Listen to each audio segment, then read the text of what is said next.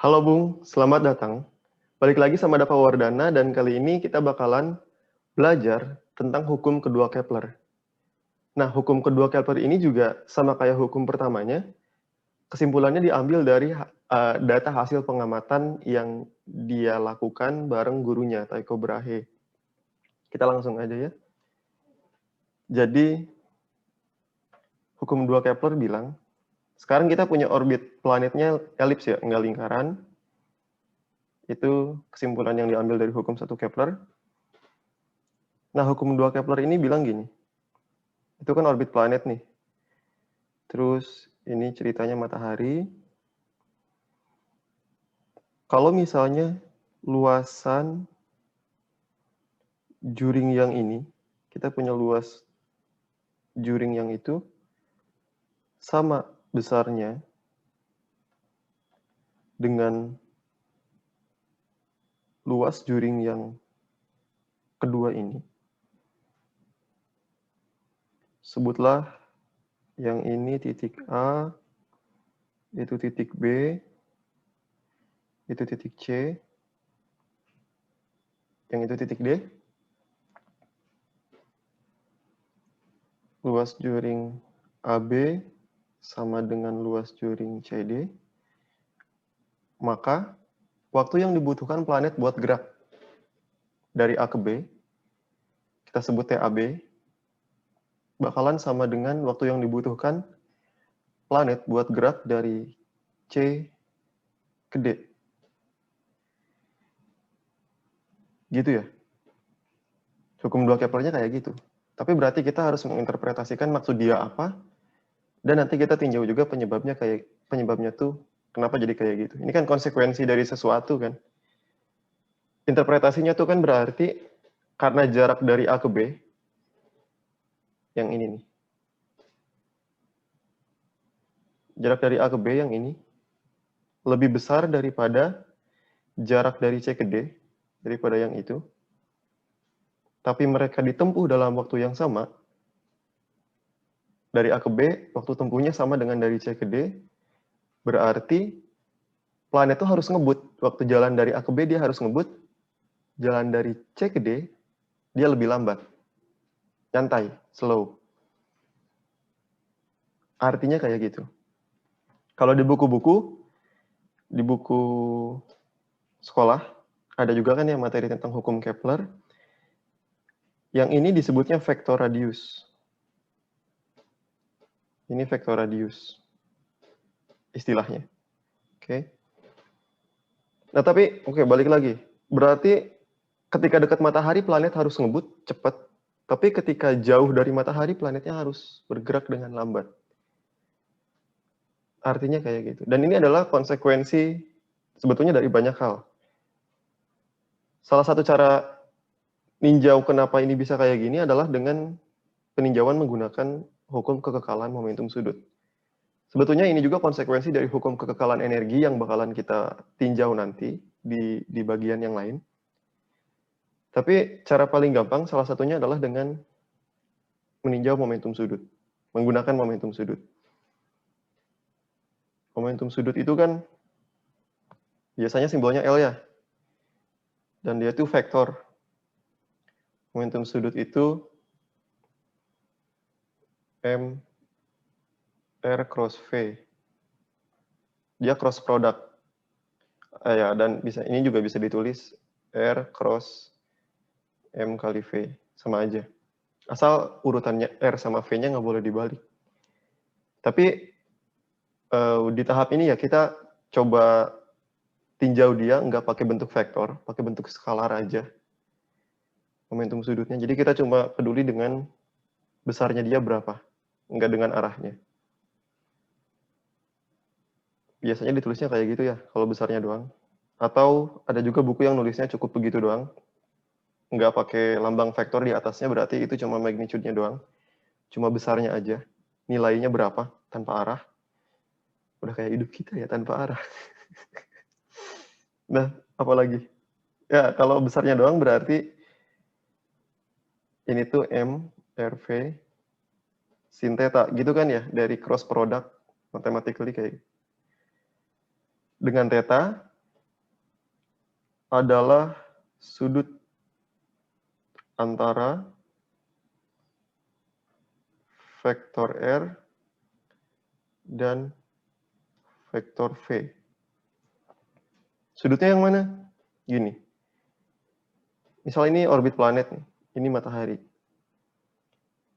Kalau planetnya lagi di situ, panah yang itu adalah vektor R. Planetnya ngorbit dengan kecepatan ke sana. Ini adalah vektor V. Jadi tetanya adalah kalian pindahin dulu pangkal vektor R-nya ke pangkal vektor V. Nah ini kan vektor R-nya. Pangkal mereka bertemu, ini sudut tetanya. Itu kalau planetnya lagi di sana. Kalau planetnya lagi di sana, misal ini vektor R, vektor V-nya yang itu. Kebayang ya? Sudut tetanya wait. Kalian harus pindahin dulu vektor R-nya. Pangkal vektor R-nya kalian pindahin. Ini vektor R. Sudut tetanya yang itu. Theta adalah sudut antara vektor R sama vektor V. Dan nilai theta itu berubah kalau di elips. Nggak konstan. Ini kan kalau posisinya lagi di sini, tetanya segitu, tumpul. Tapi kalau posisinya lagi di sini, tetanya salah ya kita. Yang ini tumpul, yang ini lancip. Ya, yang jelas theta berubah, nggak konstan kalau orbitnya elips. Jadi sin theta ini juga nilainya berubah, sin theta. Nah, tapi paling gampang kita ninjau di 2 titik, yaitu ketika tetanya 90 derajat. Supaya sin tetanya sama dengan 1 nilainya. Dan 2 titik itu adalah titik paling jauh, yaitu aphelion. Di situ. Vektor R-nya yang itu, R aphelion. Kecepatan planetnya itu. Tetanya 90 derajat. Sama di titik perihelion di sini. Vektor R-nya itu, vektor kecepatannya itu. Sudutnya 90 derajat. Tetanya. Besarnya sama. Dan nilai sin tetanya jadi 1 di 2 titik itu. Nah, kalau nggak ada gangguan dari luar, nggak ada torsi dari luar, momentum sudut kekal. Dan biasanya emang soal olimpiade dibikin nggak ada normalnya. Biasanya. Kebanyakan nggak ada gangguan dari luar untuk sistem kita ini. Jadi momentum sudutnya kekal.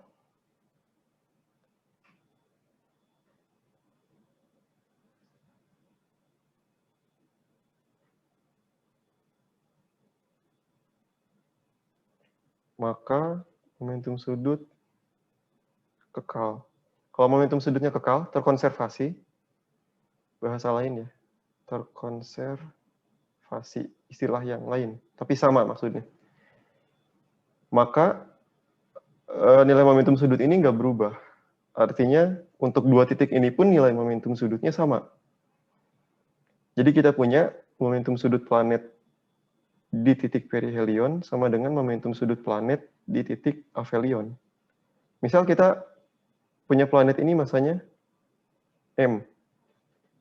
Oke.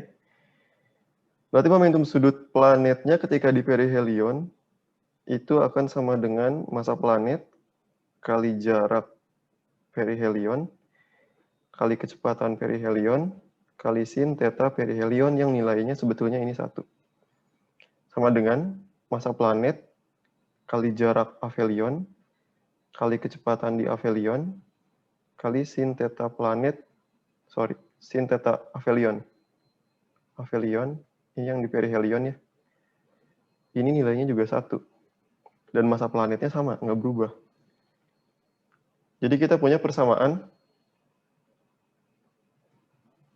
RPVP sama dengan RAVA. Nah, dari sini kelihatan.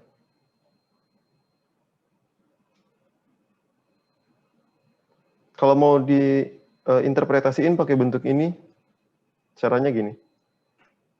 Persamaannya ya, diinterpretasikan. Ruas kanan sama ruas kiri kan sama nilainya. RP kali VP itu harus sama dengan RA kali VA.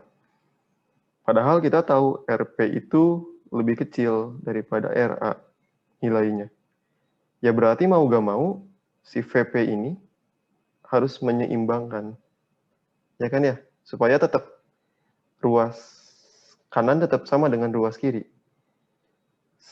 Si RP ini lebih kecil daripada RA, berarti VP harus lebih besar nilainya daripada VA.